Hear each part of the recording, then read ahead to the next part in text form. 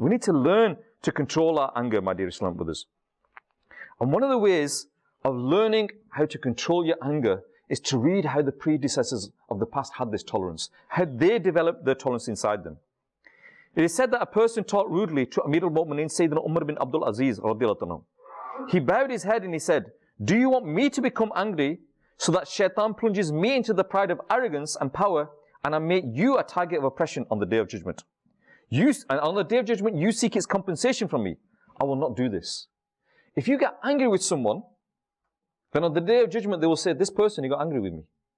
Ya Allah, this person got angry with me. I want revenge on this day." In the dunya, you might be high and mighty and powerful and do whatever you want. But on the day of judgment, there's no difference between you and the next person. The only difference is the deed that you do. If you cannot control your temper. A person swore at Sayyidina Salman Farsi radhiyallahu anhu, and he replied, "On the day of judgment, if my scale of deeds is heavier, then I am worse than what you have said. However, if it is lighter, then I don't care about what you've said." So rather, if someone said, "Oh, you're this, you're this, you're this," his reply was that, "Look, on the day of judgment, if Allah is happy with me, then I don't care about what you've said. If Allah is not happy with me, then what you've said is true." We should have this mentality. We should try and control ourselves. A person swore as Sayyidina Sha'bi radiyallahu anhu, replied, "If you have spoken the truth, then may Allah forgive me. And if you have lied, then may Allah forgive you." How many of us have this mentality? If someone says something bad to us, how many of us look inside us and say, "You know what, maybe he's right. Maybe he's right. Maybe I am wrong." But instead of examining ourselves, what we do is we lift our hands up and say, "Okay, yeah, you said that to me, I'll say this to you."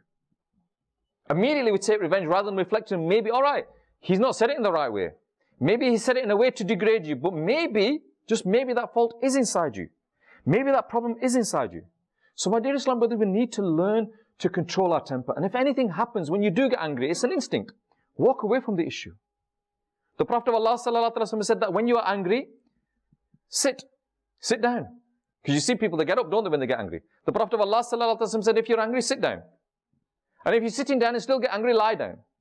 Try it, my dear brothers. It's very hard to remain angry whilst you're lying down. Because you want to get up. Just stay lying down. An alternative, walk out of the situation, walk away from the situation.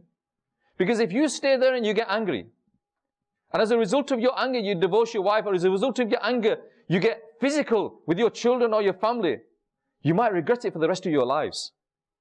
The jails are full of people that have lost their temper.